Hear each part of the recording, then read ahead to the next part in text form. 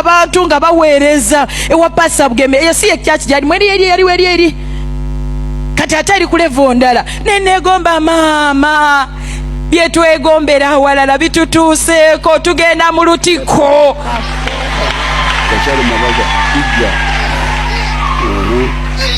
Ne gwe twegomba yennyini namulaba ku TikTok ng'agamba emanga eyo waliyo omusajja yakoze omulimu. Mavivi ga kuyimirira mu kituli ekiwaguziddwa ekyakwata Nansana, ekyakwata Kabumbi, ekyakwata Wakiso, n'akyusa obusibe bwa Fojimu n'amuwa emigabo ebiri. Amanyisa gamba betwalengerere wala ku bituuti nga ffe tuli mu kaserengeto nga tetumanyi oba tulituukayo. Kati nabo batandise otulengera, tetunaba batuuka naye nabo batulengera. Oyinza okuba omuntu onaamutuuka naye bw'aba akulengera amanyi ojja.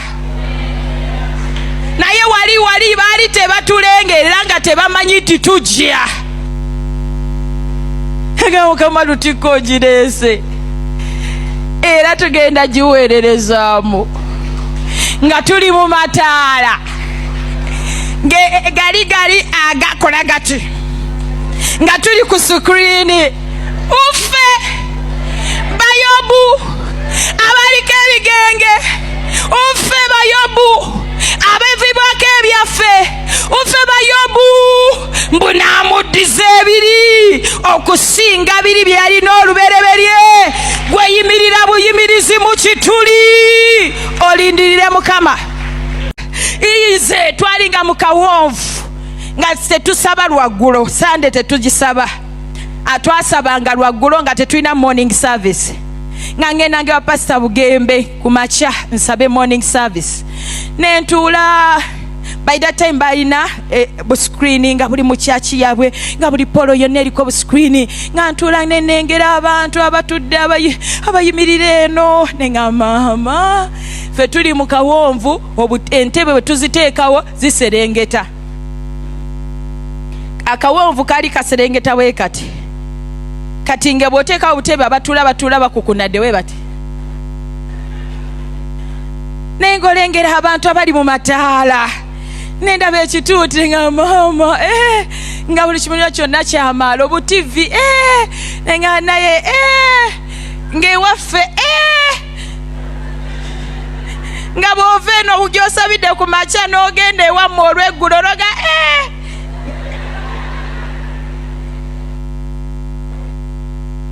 olusinga enkuba etukuba musumba gyateeka emmotoka oluusi abeera abuulira enkuba n'ejja nga waseerera ate n'asooka ava ku kituuti nga bwe ndi wano enkuba n'ejja ne mbasooka mbaga munindeko.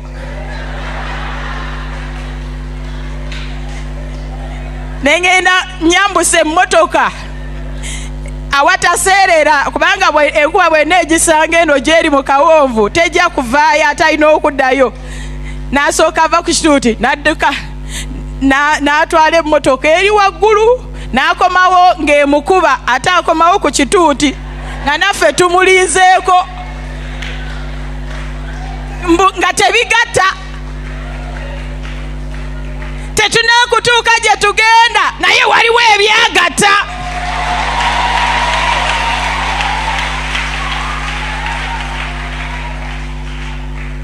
Tokyasobola musanga mbwaze ku kituuti ng'enkuba emukubye eyitawa ali eri muzi esi entebe zeetooloola ziti ava ku kituuti nga naye ajjakirire ku kituuti ava mu kalina eyali atuula ku butebe nga buli ku gate set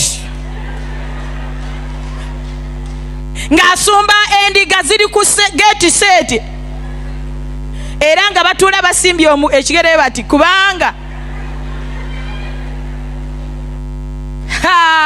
awo Mukama n'akyusa obusibe bwa Yobu kubanga Yobu yategeera omulamwa gw'okwegayirira. Awo Mukama n'akyusa obusibe bwa Yobu. Awo Mukama agenda kukyusa obusibe bw'abeegayirizibwa mu kifo kino kubanga waliwo amagenda. Abeegayirizi Katonda abajja ku levo abatwala ku levo, abajja mu kitiibwa abatwala mu kitiibwa, kubanga muli ba muwendo nnyo mu nnyumba ya Mukama, muli ba muwendo nnyo mulimu gwa Mukama, muli ba muwendo nnyo mu nsi ya Mukama. Nakyusa obusibe. So waliwo omukisa gw'okusumululwa kasita oyimirira mu kyoto ky'okwegayirira. Tandika okulowooza ku magenda g'okwegayirira, kyokola okitegeera. Zema mpowoola nga neegayirira kubanga mbeera mmanyi ndi ku musaala, mbeera mmanyi ndi ku musaala. Ne mugamba Mukama laba gy'otutwala mu lutikko, ne mugamba Taata laba gy'otutwala mu mataala.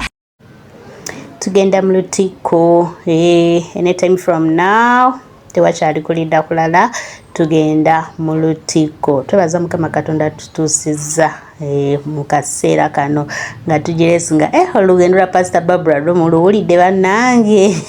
Bayi nange nawulirako nalabako kakilipu ako ndoza ngenda kabanoonyezaako kubasika bawangako Pastor Wilson Bugembe nga naye yeewuunya omulimu gwa Mukama Katonda gwakoze mu Pastor Buyongo. Gwamaanyi naddala ku bantu nga babaali banyoomebwa, baali bayisibwamu amaaso, ensibe yali enyooma, beebo Katonda baataddemu obujulizi. Ebintu bya Mukama bannange, tonyoomereranga saawa yonna Katonda akuyisaako omuntu eri mu dakika tewali ng'oli yakuyiseeko dda, oli mu speed million.